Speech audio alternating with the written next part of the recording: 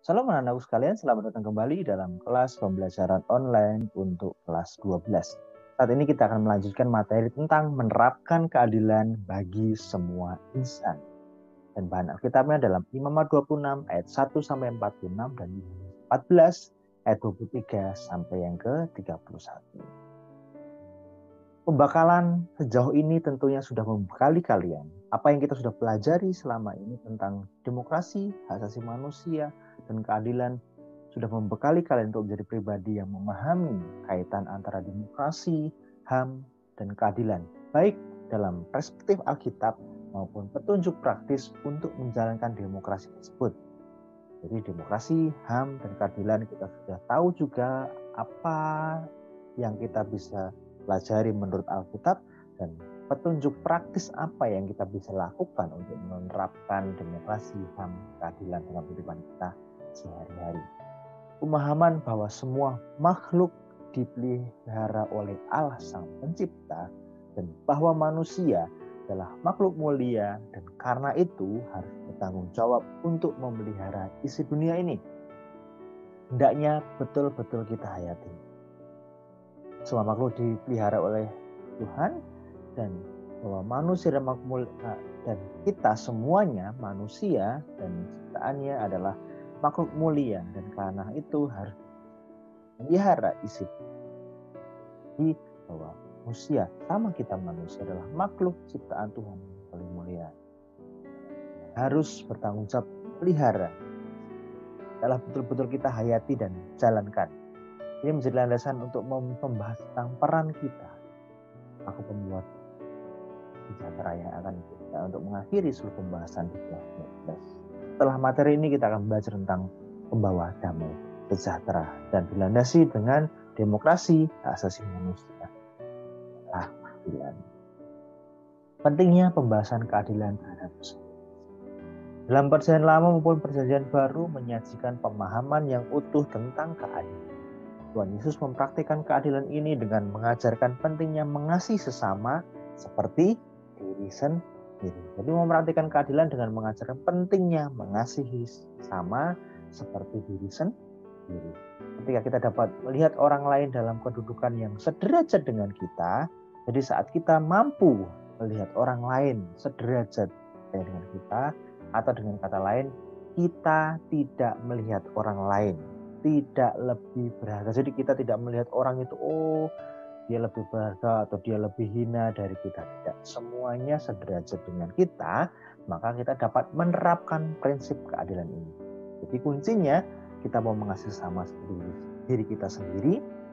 Jadi kita menganggap semua orang sederajat dengan kita karena semua ciptaan Tuhan adalah makhluk mulia. Kemudian kita tidak memandang orang itu lebih berharga atau lebih hina daripada kita mampu menerapkan keadilan.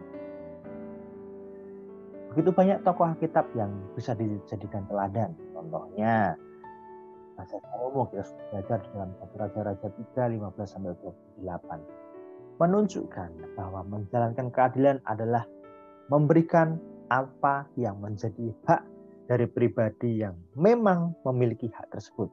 Jadi keadilan adalah memberikan apa yang menjadi hak dari pribadi yang memang memiliki hak tersebut. Dan sebaliknya, berikan ganjaran kepada pribadi yang memang perlu dihukum karena kesalahan yang dilakukan dengan sengaja. Itu adalah keadilan. Ketika Nabi Samuel melantik Saul menjadi raja, ia sudah berpesan untuk selalu taat pada perintah Tuhan. Dalam 1 Samuel 12:5. Namun ketaatan Raja Saul tidak berlangsung lama. Saul melanggar perintah Allah dengan memberikan korban persembahan. 1 Samuel 13:9. Padahal ia tidak berhak melakukan hal itu. Walaupun Nabi Samuel sangat mengasihi Raja Saul. Namun ia tetap memberikan hukuman yang patut untuk kesalahan yang dilakukan Raja Saul, yaitu dengan memutus kedudukan Raja Saul sebagai raja. 1 Samuel 13:6. Ini menunjukkan bahwa Nabi Samuel mengutamakan ketaatan kepada Allah dari hal-hal lain. tidak mengikuti faktor kedekatan. Oh, aku kenal dia, aku mengasihi dia karena oleh karena itu hukumannya lebih ringan. Tidak. Semua dilakukan untuk ketaatan kepada Allah. Yang benar ya benar, yang salah ya salah. Tidak ada kompromi. Ketaatan seperti inilah yang hendaknya menjadi pedoman bagi kita menjalankan keadilan terhadap setiap itu. Bisakah kita melakukan seperti itu? Mari kita mau belajar bersama-sama. Menegakkan keadilan tanpa memandang latar belakang yang ada. Mewujudkan keadilan bagi semua insan. Dobson mengaitkan antara keadilan sosial dan keadilan ekologis. Keadilan ekologis dapat ditegakkan bila para pemimpin dan penegak hukum mempraktikkan keadilan sosial. Jadi, keadilan ini bisa ditegakkan bila para pemimpin dan penegak hukum mempraktikkan keadilan sosial. Mengapa demikian? Karena menjadi tugas para pemimpin dan penegak hukum untuk memastikan bahwa rakyat yang berada di bawah pimpinannya hidup dalam kesejahteraan dan tidak dipersulit atau diperalat oleh segelintir orang yang memiliki kekuasaan. Sampai ada pemimpin atau penegak hukum yang mempersulit atau memperalat oleh segelintir orang, ya. Sampai pemimpin itu memperalat masyarakat, mempersulit masyarakat hanya karena punya kekuasaan, keuntungan mereka sendiri. Atau dapat dikatakan bahwa setiap manusia harus mendapatkan hak untuk kesejahteraan hidup.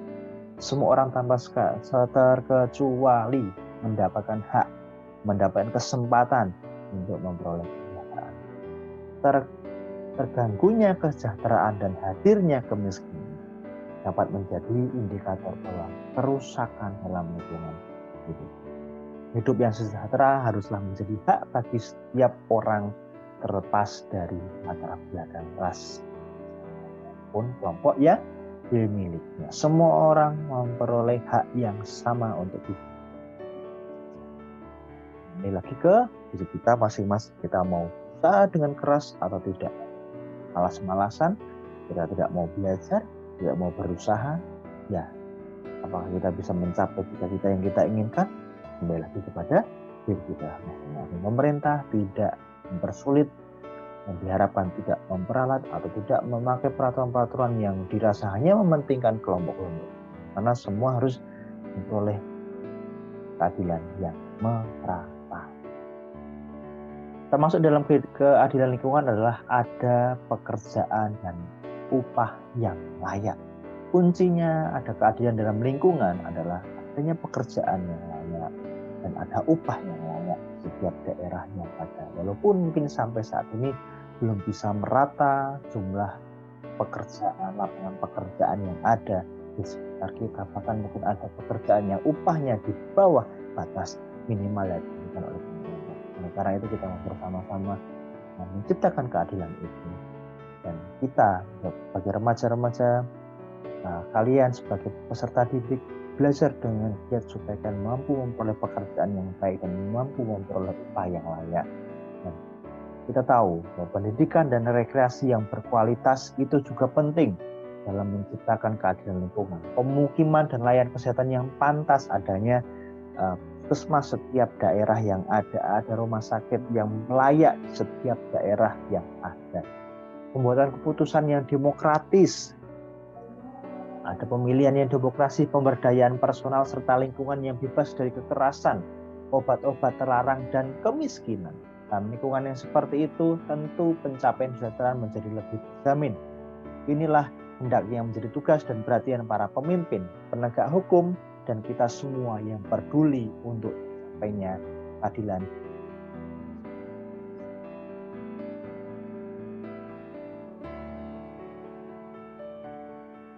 Jadi dari rangkuman materi ini kita bisa melihat keberpihakan dan keterlibatan gereja dalam demokrasi erat kaitannya dengan masalah-masalah kemanusiaan dan keadilan.